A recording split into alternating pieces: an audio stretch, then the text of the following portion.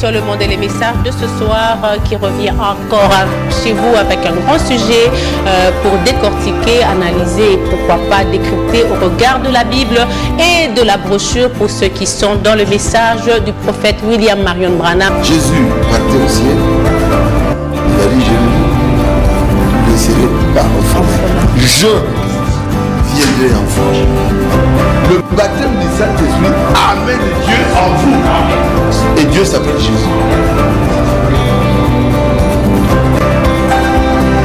Il y a beaucoup qui ont reçu le Saint-Esprit, des enfants de Dieu qui se sont préparés, ils ont reçu le Saint-Esprit. Mais il y a d'autres qui n'ont pas reçu parce qu'ils n'ont pas bien arrangé leur vie. Un simple comme moi de passer devant le monde entier pour me suivre. Et je ne suis pas un tout connaisseur, je ne suis pas le gardien de la vérité, mais simplement on va décrypter ces bases de la parole. Bonjour mesdames et messieurs, fidèles téléspectateurs de la PES TV. Bienvenue dans votre magazine Le Monde et les Messages qui analyse l'actualité au regard de la Bible et du message du temps de la fin. Et ce soir, nous continuons un sujet que nous avons commencé il y a pratiquement 2 semaines avec notre bien-aimé, le serviteur de Dieu qui n'est plus à présenter pour beaucoup, le frère Bindiadi, que moi j'appelle pasteur, parce que c'est comme ça que vous, fidèles téléspectateurs, vous l'appelez quand vous avez un problème. Madame, est-ce que je peux avoir le numéro du pasteur? Et moi je me dis, ah oui, c'est un pasteur en devenir. Donc il est avec moi sur ce plateau. Nous avons commencé un sujet sur la préparation pour l'enlèvement.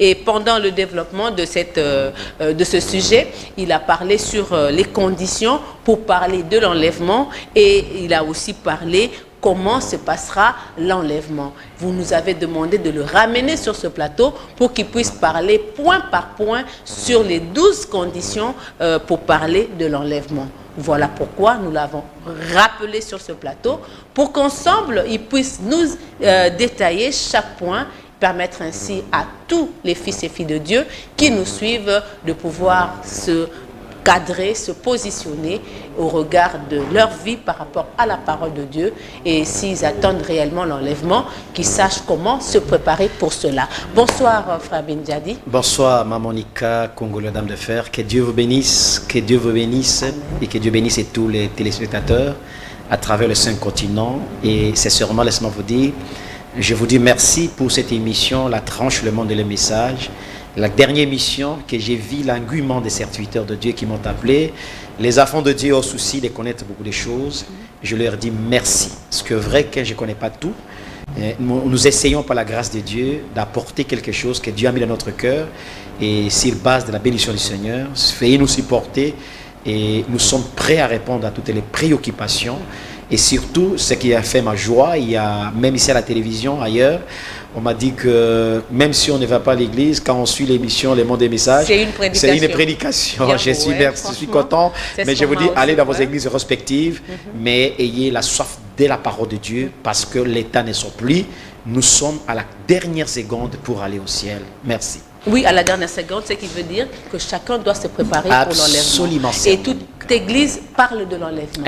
Parle du retour du Seigneur Jésus-Christ. Donc chacun est obligé de se préparer en conséquence. Malheureusement, c'est Monica, nous constatons que dans nos églises, la prédication de l'enlèvement ou de la seconde venue ne fait pas partie de nos prédications. Il y a simplement l'argent, le mariage et le voyage en Europe. Mais la chose capitale, l'essentiel, parce que savez-vous très bien que l'enlèvement est la dernière promesse de Dieu, le dernier espoir pour les chrétiens. Je vous ai dit la fois passée que le plus grand événement qui nous reste pour nous les chrétiens, c'est l'enlèvement. Aucune religion du monde n'est pas de l'enlèvement. C'est la religion chrétienne. Mais ce qui est évident, que nous-mêmes les chrétiens, nous sommes distraits par le péché de la Odyssée. Nous voulons simplement des prédications et des prophéties mensongères au lieu d'écouter la prédication sur l'enlèvement. J'ai été content, des serviteurs de Dieu m'ont appelé et nous ont encouragés pour la prédication sur Monica. Et je l'ai dit la fois passée pour terminer, si vous manquez l'enlèvement, vous ne marquerez jamais la grande tribulation. Par conséquent, vous ne marquerez pas aussi la marque de la bête pour adorer la bête. Merci. Ce n'est pas cette pandémie de Covid-19 qui est la marque de la bête, comme vous l'avez déjà dit. Vous avez éclairé le peuple de Dieu. Donc, il y a une marque de la bête qui va venir pour ceux qui ne partiront pas à l'enlèvement, qui passeront par la grande tribulation. Frère Bin, je voudrais vraiment que vous fassiez un récap très bref de l'enlèvement avant que nous puissions entamer les 12 conditions pour parler de l'enlèvement. C'est Monica, je ne sais pas si vous avez votre Bible avec une commençation. Je voudrais vraiment Je peux qu'on avoir nous ma aide Bible, avec la Bible, mon réalisateur. pour que vous puissiez nous lire 1 Thessaloniciens chapitre 4, verset 14, même 13 à 17, ce qui fait même le globe de notre émission, l'enlèvement ou la venue du Seigneur, la seconde venue du Seigneur. 1 Thessaloniciens, vous lisez très bien, il y a une sœur qui m'a dit, c'est Monica très intelligente. Waouh. 1 Thessaloniciens chapitre 4, Ça me va. verset 13 à 17. 1 Thessaloniciens 4, oui. 13 à 17, c'est le verset sacro-saint de l'enlèvement. Qui dit, Allons-y. nous ne voulons pas, frères, Ah. que vous soyez dans l'ignorance Amen. au sujet de ceux qui dorment, Amen. afin que vous ne vous affligez pas comme les autres qui n'ont point d'espérance. Amen. Car si nous croyons que Jésus est mort et qu'il est ressuscité, croyons aussi que Dieu ramènera par Jésus et avec lui ceux qui sont morts. Amen. Continuez. Ceux qui sont morts. Voici en effet ce que nous vous déclarons d'après la parole du Seigneur. Pardon, c'est Monica. D'après la parole de qui? Du Seigneur. Pas de Paul, pas de Branham, pas de Kimbangu. D'après la parole du Seigneur. Après la parole du Seigneur, nous les vivants, restés pour l'avènement du Seigneur, Amen. nous ne dévancerons pas ceux qui sont morts. Amen. Car le Seigneur lui-même a un signal donné. Pardon, c'est Monica. Le Seigneur a quoi? Par le Seigneur lui-même a un signal Premier donné. point, un signal donné. Allons-y. A un signal donné à la voix d'un Deuxième archange chose. et au son de la trompette de Dieu descendra du ciel et les morts en Christ ressusciteront. Très bien, sœur Monica. Nous avons dit que l'enlèvement, c'est un sujet profondément biblique. Exact. Et la fois passée, nous avons dit que vous ne pouvez jamais aller dans l'enlèvement sans être préparé. Mais quand vous lisez ce chapitre dont vous venez nous lire, c'est Paul qui l'a écrit à la 57 de notre temps.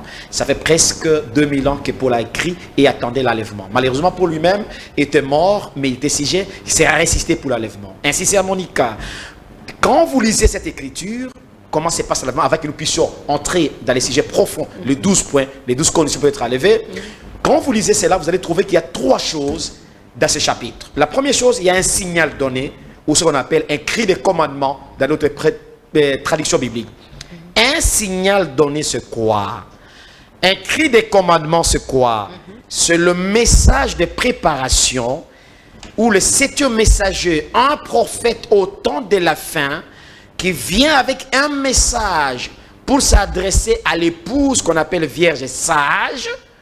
Et cette épouse-là, conformément au drachme perdu, cette épouse doit se préparer elle-même, nous allons le voir. C'est ce qu'on appelle l'écrit. Or, l'écrit sur le message, conformément à Matthieu chapitre 25, verset 1 à 12, qui vient directement au prophète. La première chose, pour parler de l'enlèvement, il faut parler d'un signal donné ou un cri de commandement qui est un message, la parole de Dieu adressée au peuple qui se prépare. Deuxième chose, il y a la voix de l'archange. La voix de l'archange, c'est quoi? C'est la voix, quand Jésus a ressuscité Lazare, il a dit, Lazare, sors. Jésus, c'est l'archange, il est au-dessus des anges. Lorsque nous allons partir dans l'enlèvement, le mort à Christ ressuscitera premièrement, et nous allons changer en éclat d'œil. Mais quand Jésus, avant que nous, le mort ressuscite, Jésus descendra dans les airs et il va avoir une voix d'archange. Et quand Jésus va lasser cette voix, les morts à Christ ressusciteront. Ça, c'est la deuxième opération. Il y a un cri de commandement, c'est-à-dire un message de préparation. Il y a la voix de l'archange, c'est-à-dire Jésus lui-même vient avec ses cris comme au temps de Lazare, comme quand Jésus était mort, il a crié et le mort était ressuscité. La même manière, dans Matthieu chapitre 27, verset 45, quand Jésus a crié le jour qu'il était mort, les morts de l'Ancien Testament ont été ressuscités. La même chose, quand Jésus descend, il faut que les morts ressuscitent, les morts à Christ. La première résurrection. La troisième chose, c'est la trompette. Quand Jésus revient, il y aura la trompette pour que nous puissions aller au ciel. Voilà les 3 choses qui caractérisent cet enlèvement. Nous l'avons dit, il faut d'abord se préparer. Il y a 6 sortes d'enlèvements qui ont déjà lieu. Et l'enlèvement, nous allons comprendre les 12 conditions pour être enlevé. Nous avons vu qu'Enoch fut enlevé, Élie fut enlevé, Jésus fut enlevé, les anciens de l'Ancien Testament ont été enlevés, les saints de l'Ancien Testament ont été enlevés, et la 5e fois, c'est l'enlèvement de l'épouse. Nous qui sommes arrivés au temps de la fin, selon tous les signes que nous vivons, Jésus est à la porte pour venir prendre son épouse, et nous serons enlevés. Et la 6e fois de l'enlèvement, ce sont les 2 témoins d'Apôtre chapitre 11. Ce sont les 2 témoins, les 2 prophètes Élie et Moïse, qui seront en Israël pour prêcher Jésus, parce que les Juifs ne croient pas à Jésus. Les Juifs ont crucifié Jésus, c'était pour notre bien, ils étaient aveuglés pour que nous les nations, nous puissions recevoir la part de Dieu. C'est comme Joseph qui est allé, a été vendu par ses frères pour aller marier une femme des païens, pour rencontrer ses frères. Joseph est le type de Jésus. Jésus a été vendu par ses propres frères pour venir chercher une épouse des nations, la sœur Monica. Moi et tous les frères chrétiens, nous étions sans Dieu, nous étions sans crainte, mais Dieu nous a cherchés par la grâce, et à travers cette parole, nous sommes devenus chrétiens pour aller au ciel. Les cris de commandement, Ouais. la voix de l'archange, Ouais. le son de la trompette, Amen. mais on parle d'un signal donné. Un signal. Donc c'est Jésus ou Dieu qui a un signal donné pour que ces cris, la voix et le son se retentissent. Non, c'est Monica. Ça dépend de la tradition biblique. Le signal donné signifie cri de commandement. C'est un signal. C'est la même chose. Il y a des traditions. Si vous lisez les traditions, on écrit signal donné. D'autres traditions, on écrit cri de commandement. C'est la même chose. Ça dépend des traducteurs. Mais les mots hébreux qui conviennent à cette tradition, c'est les cris de commandement. Et les autres ont traduit parce que c'est du grec. Les autres ont traduit signal donné. Vous parlez de cri de commandement comme un message. Et un message de préparation. Exactement. Ce message, c'est pour tout le monde. Ce message, c'est pour un peuple donné. Ce message, c'est la Bible. Oui. Très bien, c'est Monica. Ouais. Vous savez, la Bible a 2 testaments. Le premier, l'Ancien Testament, c'était adressé à toute l'humanité, les Second Testaments. Mais rappelez-vous bien, quand Dieu a traité avec Israël pendant 2000 ans, il a envoyé des prophètes comme Moïse. Moïse s'est adressé au peuple d'Israël. Mais il y a des prophètes comme Jérémie, des prophètes qui sont adressés aux nations. Mais quand l'évangile est venu après la mort et la résurrection de Jésus à la 50, à la 33 plutôt, après la Pentecôte, Dieu a choisi Paul pour apporter l'évangile aux nations. Depuis ce jour-là, cette parole de Dieu, la Bible est adressée à nous les nations. Quand Dieu envoie son messager, le messager s'adresse à toute l'humanité, excepté Israël qui est frappé d'aveuglement. Donc c'est pour tout le monde. Et bien sûr qu'il y a quelques juifs qui croiront même l'évangile, pour tout le monde. Donc ce message précis, c'est pas seulement la Bible, ou s'il y a un message particulier. Ce message sort de la Bible, parce que la Bible est le livre sacro-saint. Et selon Apôtre chapitre 3, chapitre 2, Dieu envoie 7 messagers dans les âges d'église, c'est-à-dire les 2000 ans de l'ère chrétienne. Dieu envoie le messager parce que Dieu n'est pas un Dieu de désordre.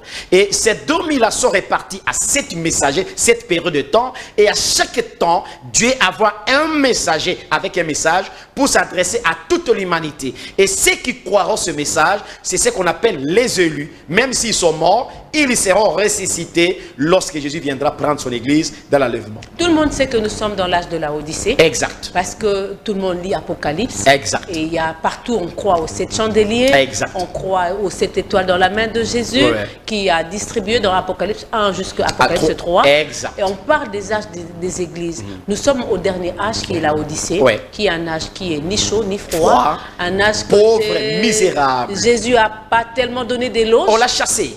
Jésus n'a pas donné. Amen, que Dieu bénisse. Donné l'éloge.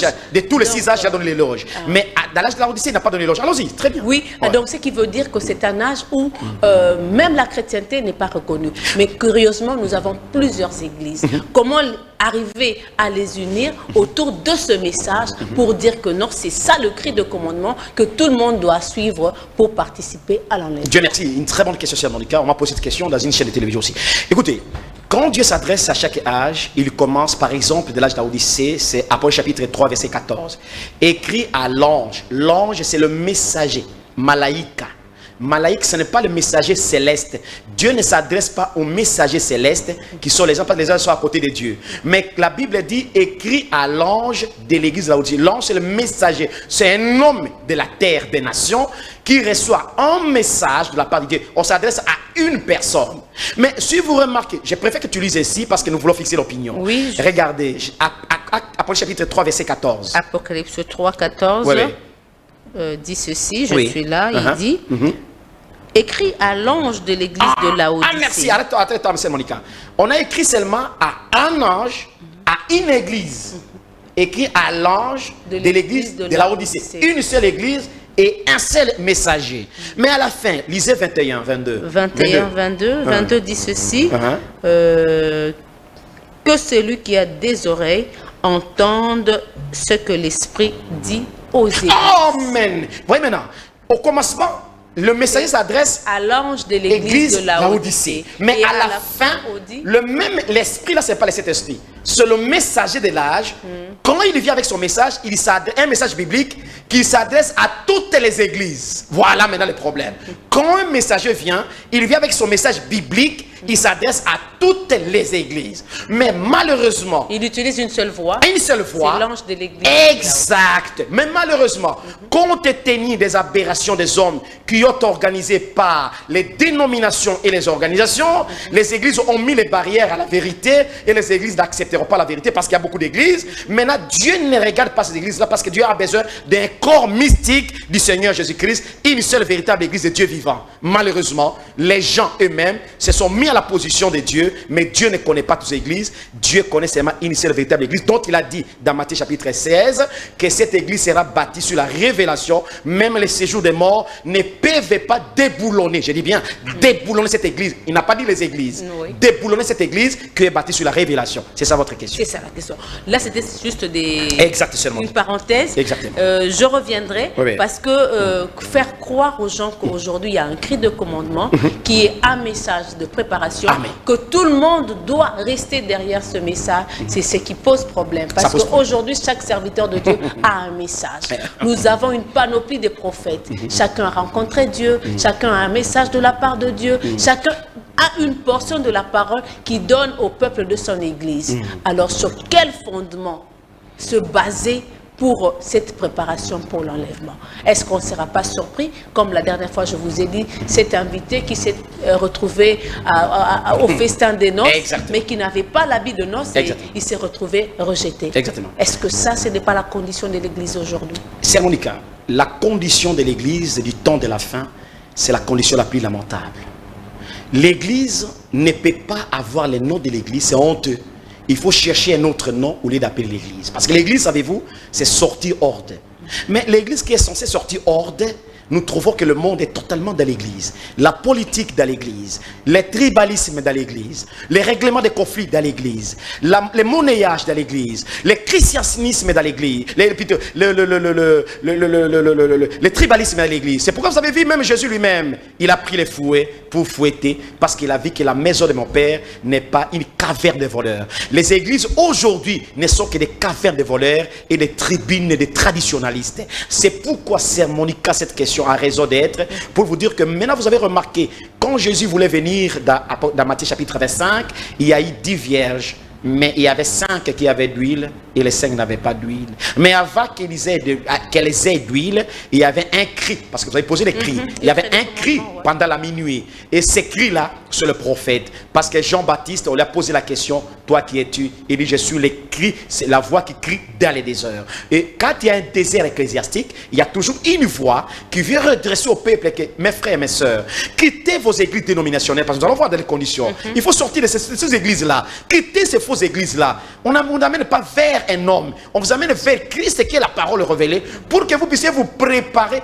parce que Jésus vient prendre une église préparée, sans tache, ni ride, ni rien de semblable. Qu'on soit dans le message du temps de la fin prêché par le prophète Branham, qu'on soit dans les églises du prophète Kimbangu, qu'on soit dans les églises de pentecôtistes, de réveil, tout genre d'église, comment dirais-je, de confession, toute confession sur cette terre des hommes, quand même qu'on arrive à reconnaître qu'il y a un cri que 1 Thessaloniciens 4 dit que tout le monde doit se mettre d'accord derrière ces textes. Exactement, c'est mon cas. Quand Dieu a envoyé Moïse, il y avait beaucoup d'hommes, mais pour sortir le peuple d'Israël, Dieu n'a pas choisi 4 ou 5 personnes. Dieu a choisi un certain Moïse parce qu'il était dans la promesse. Quand Dieu conduit son peuple, Dieu ne conduit pas son peuple dans les désordres. Il y avait 70 anciens au temps de Josué. Il y avait Caleb. Mais Dieu a dit, je choisis mal Josué et Caleb. Mais en réalité, c'est Josué qui a conduit le peuple vers la terre promise. Dieu a toujours un homme qu'il utilise pour éviter les désordres dans la conduite de l'église. S'il vous plaît, ne m'appelez pas encore. Merci. Parce qu'il y a des gens qui commencent déjà à m'appeler. Merci, Sœur Monique. Merci, je sais que vous êtes nombreux à nous suivre. Merci beaucoup. Permettez au moins à ce que mon invité développe un peu le 12 conditions pour être enlevé. Exact. Et c'est seulement après que je vous autoriserai à appeler pour vos questions. Exact. Très bien, nous revenons à l'essentiel de ce soir. Exact. Les 12 conditions pour être enlevé. Amen, Sœur Monique. Vous nous avez parlé des 12 conditions. Exact. Les fidèles téléspectateurs veulent que vous en parliez point par point. Par point. Vous nous avez parlé que pour être enlevé, il faut croire à l'enlèvement, avoir une expérience personnelle. Amen. Vous avez dit qu'il fallait être préparé véritablement par un message. Amen. Il fallait recevoir, croire et obéir le message de préparation. Amen. Sortir des ténèbres ecclésiastiques, être rempli du Saint-Esprit dans l'âme par l'obéissance totale à la parole de Dieu. Amen. Être agréable à Dieu, Amen. avoir la foi dans l'enlèvement, Amen. avoir l'amour parfait dans son cœur, Amen. être séparé totalement de toute incrédulité, Seigneur Jésus. être membre du corps de Christ, être vainqueur et vigilant, Amen. et enfin être prédestiné. Que Dieu vous bénisse richement. Ce sont là les 12 points, conditions 12 conditions pour être enlevé. Si vous ne remplissez pas ces 12 conditions, Frère Bin, vous ne partez pas dans l'enlèvement. Vous ne partez pas. Même si vous êtes dans les messages du temps de la D'ailleurs, l'affaire vous attend. Excusez-moi, je ne suis pas venu effrayer les gens. Je ne connais pas les personnes. Je ne suis pas le promoteur des disgrâces. Je parle à tout le monde. Vous n'irez jamais à l'enlèvement. Même si vous respectez les 11 Même si vous prêchez comme un ange, même si les morts sont ressuscités, même si vous avez la maîtrise de tout le mystère, mais vous n'avez pas les mystérieux, même si vous avez la connaissance de toute la révélation, vous n'avez pas les révélateurs. Sœur Monica, vous n'y serez jamais. Même si vous démontrez la Bible, même si vous traduisez la Bible, comme les témoins de Jéhovah, même si vous avez une maison de production de dans la Bible, même si vous distribuez votre argent, brochures, Sœur Monica, vous n'y serez jamais, ainsi dit le Seigneur.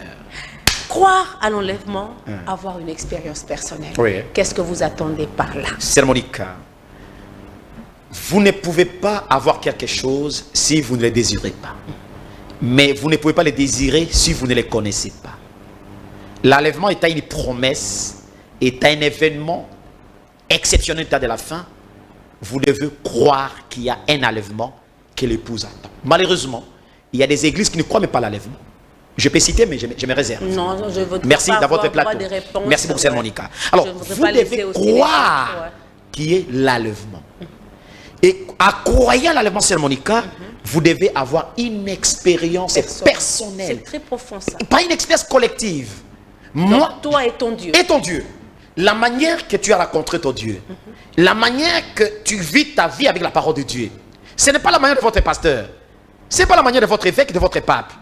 Ce n'est pas la manière de votre prophète. Le prophète a fait une expérience. Mais vous, avez-vous une expérience personnelle, pas collective avec Dieu? Étant chrétien, qu'est-ce qui vous convainc que si Jésus venait aujourd'hui, vous serez enlevé? Est-ce que votre vie est-elle conforme à l'évangile?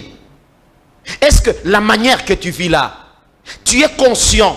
Parce que la fois passée, j'ai dit, Sœur Monica, tu peux tromper les hommes, mais tu ne tromperas jamais Dieu, ta propre conscience. Exactement. Et si tu n'as pas une expérience et tu ne crois pas, à partir d'aujourd'hui, je te dis, tu n'es pas préparé pour aller au ciel. Quel genre d'expérience avoir? Très bien. Parce qu'une expérience, c'est quelqu'un avec son Dieu. Exact. Je ne sais pas si je dois te faire croire mon expérience, mais je peux au moins te relater mon expérience. Exact. Alors, quelle est cette expérience-là qu'on peut au moins relater pour savoir que moi, je crois en l'enlèvement, je pourrais partir? Très bien, Sœur Monica. Si vous voyez des gens qui ont été enlevés, c'est par ces expériences qu'on peut aller. Si vous voyez par exemple Élie, Sœur Monica, je prends par exemple Enoch. La Bible nous dit que Enoch était agréable à Dieu. C'est-à-dire quoi? Quand Enoch marchait, il avait la crainte de Dieu et cela était manifeste et il attendait que Dieu viendra l'enlever. C'est la Bible qui le dit. Oui, là vous répondez directement à la 6e condition, Exactement. être agréable. Agréable. Ouais, je réponds directement. Là, vous allez m'épargner. Oui. Voyez, maintenant que cette expérience est liée maintenant à l'agréabilité de la vie chrétienne. Une expérience quoi? Une expérience, donne un exemple pour que les gens comprennent. Oui. J'ai fait les études techniques, j'ai la théorie, je connais comment la radio, les téléphones fonctionnent. Mais je n'ai pas une pratique. Mais dans la pratique, je vais prendre des pièces pour commencer maintenant à expérimenter ces téléphones. Je suis allé dans mon église. Il faut être baptisé au nom du Seigneur Jésus-Christ. J'ai pris le baptême au nom de Jésus-Christ. Il faut se repentir. Je ne me suis jamais repenti. Je suis à l'église, je tombe avec les sœurs. Je suis à l'église, je suis en train de voler les choses de Dieu. Je suis à l'église, même si je sens que l'église ne prêche pas la vérité, je soutiens l'église à cause des fonctions. Parce que la plupart des gens qui sont dans les églises sont dans les églises à cause des fonctions. C'est comme dans les partis politiques. Absolument. On est en train de chercher exactement. la coordination, vous n'aurez le jamais, secrétariat vous général. n'aurez jamais, exactement. C'est ce que je voulais dire. Je disais aussi, tu m'as aidé, que l'église devienne un véritable acclos des partis politiques. Un véritable acclos. Alors, c'est Monica, l'expérience, c'est quoi? Quand vous venez dans le Seigneur, vous étiez païen. Vous viviez toujours dans les bars, en train de boire le toco, de fumer les chats avec consorts. Mais à un certain moment, on vous amène dans le Seigneur. Vous quittez le chair pour venir en esprit, conformément à Colossiens chapitre 3. Vous n'avez plus le désir de la chair, vous avez le désir de l'esprit. Le Binidjadi qui vivait ici au bistrot de Yessé, moi je dormais ici à Yessé, le bistrot ici. Le Binidjadi qui vivait au bistrot, qui dormait au bistrot, à un certain moment, quand on dit Binidjadi, alors au bistrot dit non mon cher, j'ai reçu le Seigneur Jésus comme Seigneur sauveur. Et on vous appelle pasteur. On m'appelle pasteur aujourd'hui. Binidjadi qui avait 33 fiancés, Binidjadi n'a plus une fiancée, elle a seulement une femme mariée. Et ça fait 20 ans qu'elle n'a jamais trompé sa femme. Voilà une expérience chrétienne qui peut éclabousser tout le monde pour dire, ah, celui-ci vraiment un chrétien. Binidjadi peut-être qui allait consulter d'autres personnes, ne consulte seulement le Seigneur Jésus-Christ. Voilà une expérience chrétienne qui vous montre que vous êtes différent de ce que vous avez été. Parce que nous sommes nés de nouveau. Si vous aimez le monde, chose du monde, l'amour de Dieu n'est pas en vous. Et cette expérience-là vous donne le temps de connaître le Seigneur et de vivre selon la volonté du Seigneur. Avoir une expérience, une écriture m'est revenue. Ouais. Le jeune homme riche. Amen. Jésus l'a aimé. Amen. Il était tellement conforme dans Amen, les amen, Écritures. amen, amen. Il respectait la parole, les commandements Exact. point par point. Exact. Mais Jésus ne l'a pas grillé. Que Dieu bénisse. Pourquoi? Parce que quand Jésus lui a dit, vends de tout ce que tu as et suis-moi, même si tu respectes les 10 commandements, il avait même l'amour. Mais il y a une chose qu'il a marqué dans son expérience, il n'a même pas l'expérience, c'est suivre la révélation de son temps. Jésus-Christ était la révélation de ces temps-là. Ce n'était pas les pharisiens, les sadducéens. Mais lui a voulu s'accrocher aux sadducéens et pourtant Dieu a changé la facette. Pour être agréable à Dieu, il fallait suivre Jésus qui était la révélation et la volonté parfaite de Dieu. En refusant de suivre Jésus, il a marqué une expérience. Que Dieu vous bénisse. C'est une bonne écriture. Être préparé véritablement par un message. Amen. C'est Monica. Avant d'arriver, lisez-moi Apocalypse chapitre 19, verset 7. Apocalypse 19, 7. Je suis dans Apocalypse 19, ouais. 7. Dit ceci. Ouais. Réjouissons-nous et soyons dans l'allégresse et donnons-lui gloire, car les noces de l'agneau sont venues et son époux s'est préparé. Voilà le noces de l'agneau, c'est-à-dire là où nous partons dans les festins 3h30. Le noces vient, mais avant que nous allions, l'épouse s'est préparée. Rappelez-vous l'histoire des drachmes perdus. Cette femme a perdu toutes ses drachmes. Mais avant le retour de l'époux, elle est allée balayer, chercher. Et quand elle a retrouvé elle-même, ce n'est pas ses amis qui ont trouvé. C'est elle-même qui a trouvé. Et elle a été prête pour attendre son époux. Ça, c'est une parabole cérémoniale. Pour terminer ce deuxième point, lisez Jean chapitre 3, verset 5. Jean 3, vous avez dit. Jean chapitre 3, verset 5. Attendez. Vous devez être préparé véritablement, naître de nouveau. Jean chapitre 3, verset 5. 5 dit ceci. Oui. Jean 3, 5. Il dit, Jésus répondit, en vérité, je te le dis, si un homme n'est né d'eau et d'esprit, il ne peut entrer dans le royaume des dieux. La nouvelle naissance, l'eau c'est la parole, l'esprit c'est le Saint-Esprit. Personne n'entrera jamais dans le royaume et ne verra jamais le royaume s'il n'est pas né de la parole de Dieu véritable et ici n'a pas le véritable Saint-Esprit. C'est ça, être né de nouveau. Être né de nouveau. Exactement. Recevoir, croire et obéir le message de préparation. Amen. Sœur Monica, quand un message de préparation pour amener les gens à aller dans l'enlèvement, les types c'est clair. Quand Moïse est venu en Israël, en Égypte, pour leur dire sortez, Dieu leur avait dit, vous devez mettre un signe sur le linteau. Et quand je passerai dessus de ce linteau, je ne tuerai pas. Même si vous êtes un païen, si vous mettez seulement ces signes, vous allez être épargné. Et quand un message de préparation pour vous faire sortir de quelque part, vous amener à quelque part, là où nous avons parlé avec vous, là va passer, le 3 exodes. Le premier exode, c'est Moïse qui est venu faire sortir le peuple de l'Égypte, un pays naturel, vers un pays naturel, la terre promise, qui est Canaan.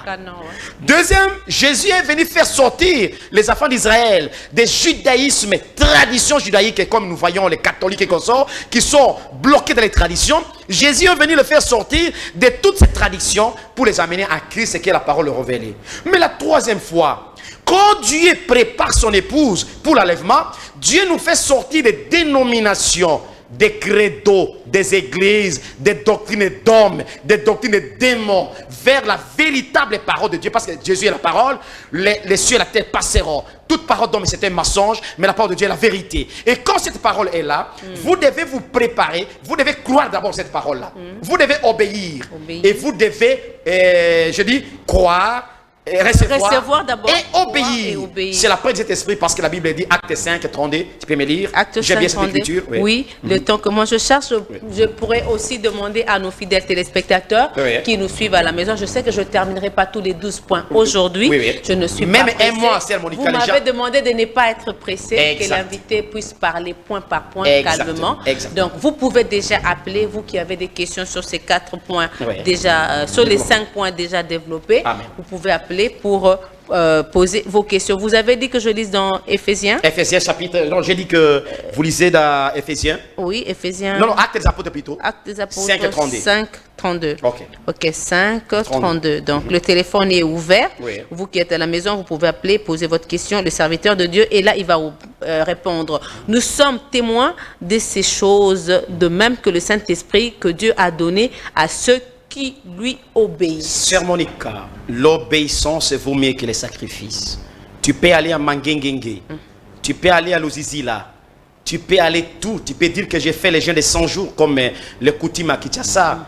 Ce n'est pas ça ce que Dieu demande, bien que c'est important de jeûner. Je ne refuse pas de jeûner, mais on a vu personne dans la Bible jeûner 100 jours. Ça devient une séduction. C'est que Dieu devait, c'est l'obéissance à toute la parole de Dieu. La parole, c'est la Bible. La Bible. Quand la Bible vous dit, par exemple, une femme ne doit pas prêcher, c'est la parole de Dieu. Quand la Bible vous dit, par exemple, une jeune fille, les femmes doivent porter les habits des hommes, c'est la parole de Dieu.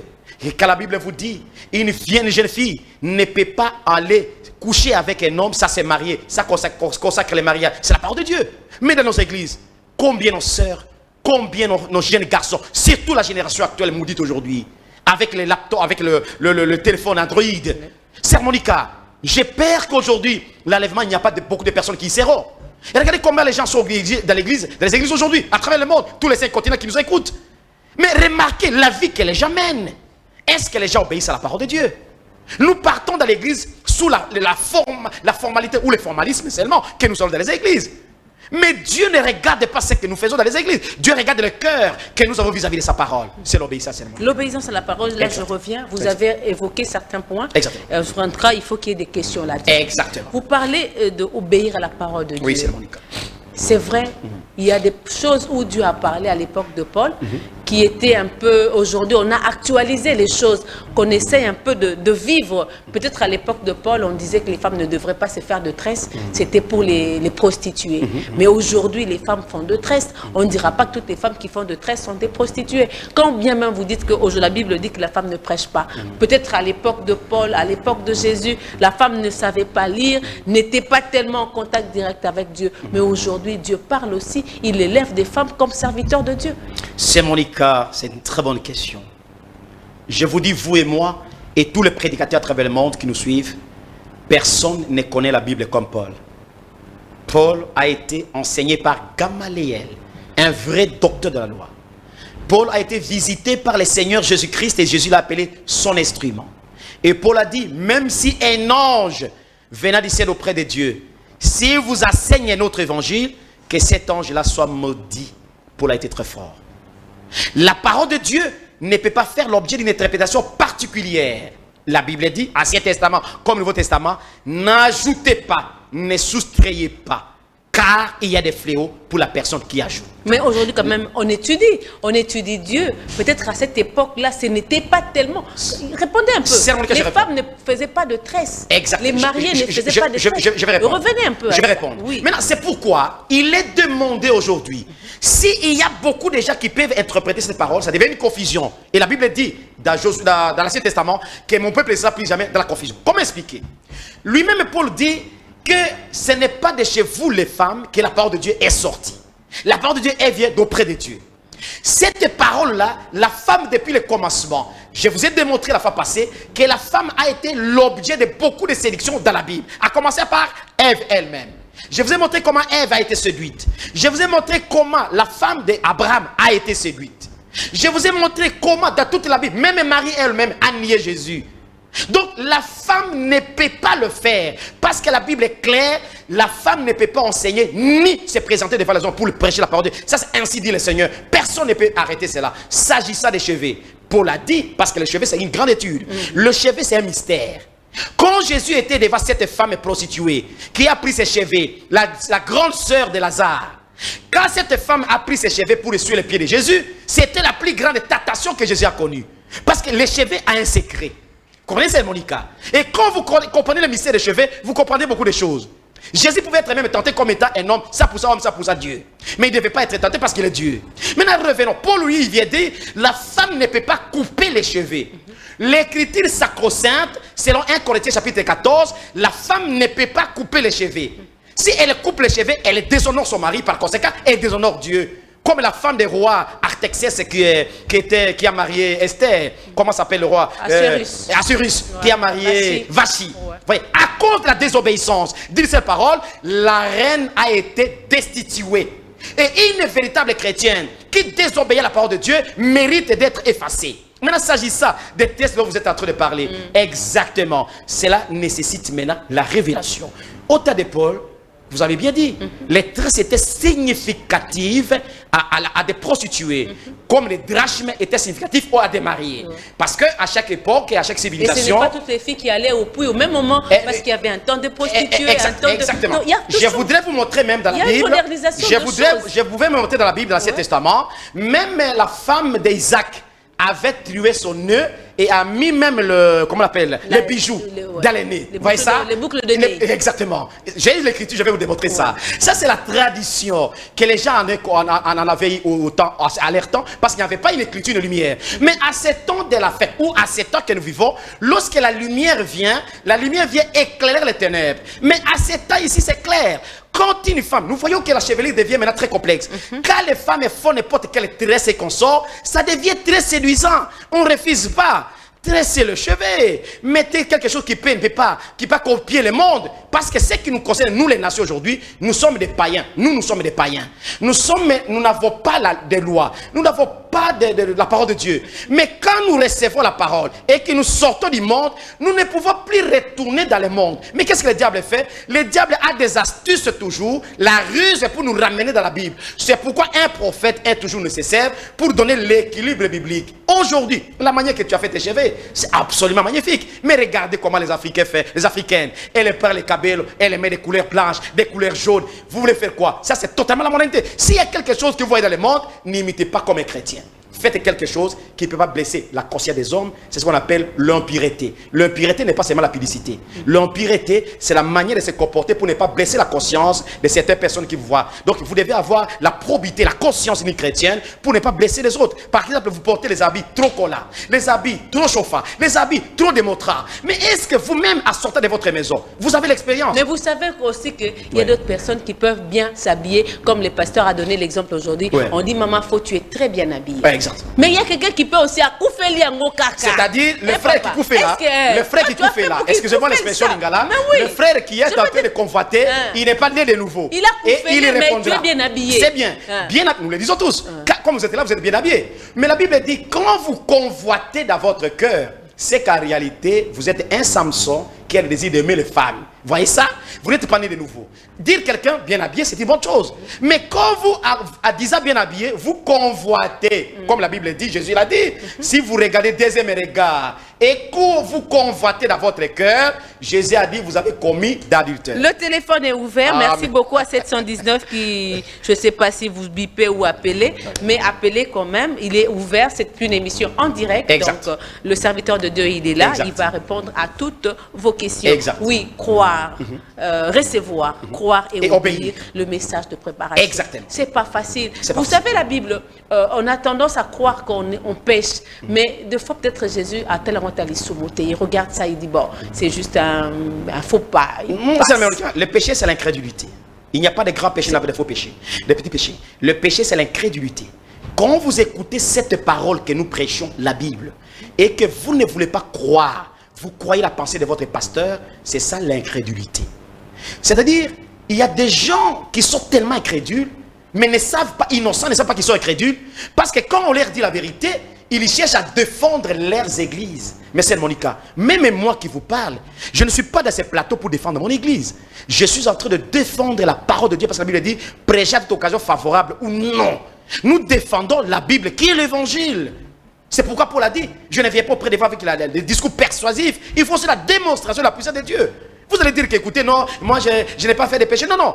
Nous tous nous brochons, tantôt d'une main de l'autre. Mais ce que Dieu demande auprès de nous, quand la parole de Dieu sort, dites amen à cette parole, même si vous êtes dans le péché. Oui, amen, même dans le péché. Amen. Mais on revient quand même, vous savez qu'aujourd'hui, les dots coûtent cher. Exact. Et que quand on marie une femme, Oui. on a le premier désir, c'est d'avoir des enfants. Exact. Et on peut, pour être rassuré, peut-être que cette femme me fera des enfants. Je préfère le faire avant, comme ça on note dans les mariages, je sais au moins qu'elle est productive, c'est que je donnerai comme dot, il n'y a pas de mal, il n'y aura pas de perte. Mais quand vous dites que c'est un péché, on va arranger, ça ne va pas toujours se réparer. C'est Monica, si vous l'avez fait avant d'écouter que cela est la vérité, Dieu c'est un Dieu de pardon et de miséricorde.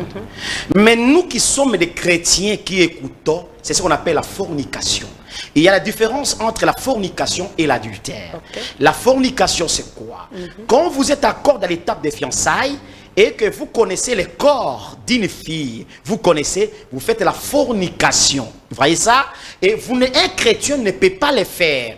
Vous devez garder votre état de chasteté jusqu'à ce que vous soyez entré dans le mariage. Mais si vous l'avez fait, ne le connaissez pas, vous devez demander pardon et on va prier pour vous. Mais l'adultère, c'est quoi? C'est quand une femme est mariée et elle sort avec un autre homme, ça c'est l'adultère. Vous devez réparer. Que ce soit la fornication, que ce soit tout, vous devez réparer. C'est pourquoi, étant des chrétiens, c'est pourquoi la Bible voulait que le juif se marie entre eux, parce qu'eux-mêmes connaissent la loi. Et je crois que vous avez été à l'église, notre pasteur l'a dit. Le Saint-Esprit ne raconte que le Saint-Esprit. Si vous êtes un chrétien rempli de Saint-Esprit, vous voulez prendre une fille païenne, et il y a des choses qu'elle va faire dans votre maison, vous n'aimerez pas. Dieu ne bénira pas un tel mariage. Vous devez garder la parole de Dieu jusqu'à ce que vous entrez dans le mariage, et là vous allez consommer votre mariage. Il n'y a pas de péché. Mais avant, ne le faites pas. Ne le faites pas.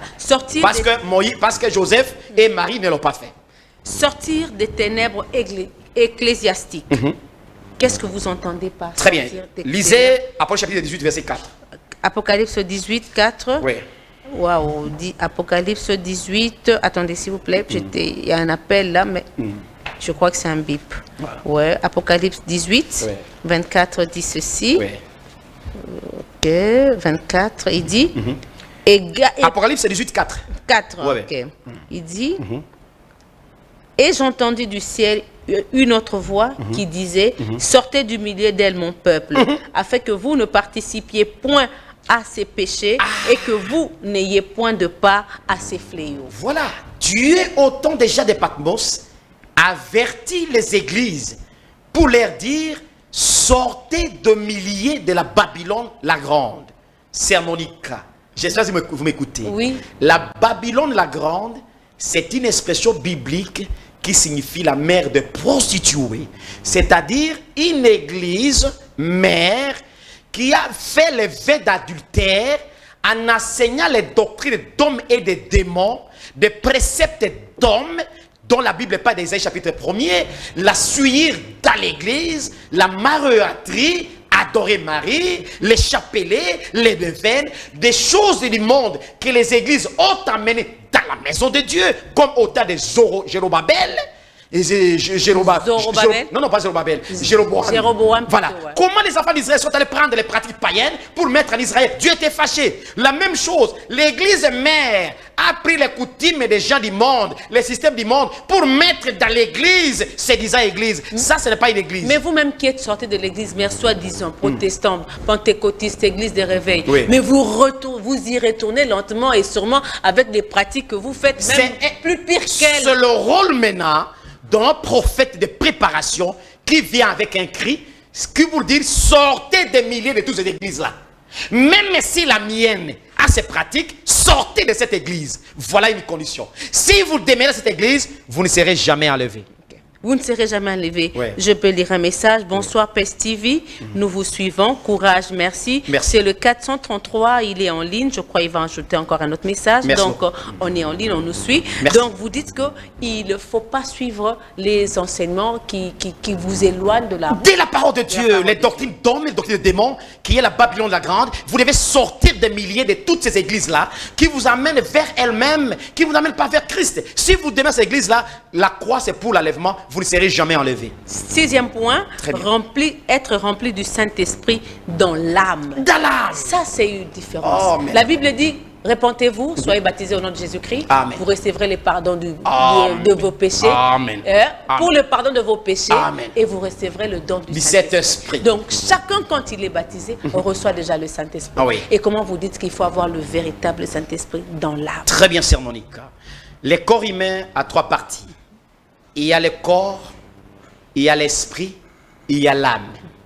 Le corps a 5 sens. Vous les connaissez bien, le toucher, le goût et consort. L'esprit aussi a 5 sens. Mais l'âme a un seul sens, la foi ou le doute à la parole de Dieu. Sœur Monica, si vous recevez le Saint-Esprit dans l'âme, le Saint-Esprit vous conduira toujours dans la parole de Dieu. Quand Jean-Baptiste était baptisé de Saint-Esprit dans le ventre de sa mère, le Saint-Esprit l'a conduit vers Jésus, qui est la parole de Dieu. Parce qu'il était baptisé de Saint-Esprit dans le ventre de sa mère. C'est pourquoi dans l'Ancien Testament, Ézéchiel, si vous avez le temps de me lire, Ézéchiel chapitre 9, versets 4 et 5. Ézéchiel 4, 5, vous Voilà. avez dit. Je vais vite aller dans l'Ancien Merci Testament. beaucoup. Les gens nous écoutent vraiment religieusement. Ouais, Hein. Ézéchiel, je vois les gens ne posent pas de questions, ils me demandent d'avancer. Donc, Oui, oui. Ézéchiel, vous avez dit Chapitre 9, versets 4 à 5. 9, 4, 5 dit ceci. Oui, oui. L'Éternel lui dit, passe au milieu de la ville. Ouais, je peux prendre cet appel? Appelle. Ouais, aïe, aïe, aïe, il est parti, oui. Passe, l'Éternel lui dit, passe au milieu de la ville, au milieu de Jérusalem, et fais une marque sur les fronts des hommes qui soupirent et qui gémissent à cause de toutes les abominations qui s'y commettent.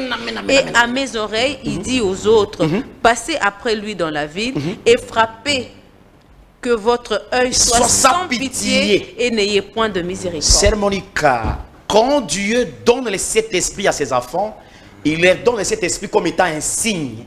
C'est un signe distinctif pour nous différencier des religieux et des véritables croyants. Tu peux être dans l'église, tu peux parler en langue. Allons-y. Allô, bonsoir. Waouh, je ne sais pas Il y a si beaucoup d'appels alors. mon téléphone a encore planté comme la dernière fois, c'est pas possible. Ya, c'est sérieux. Le téléphone a planté, Junior essaie de faire quelque chose. Exact.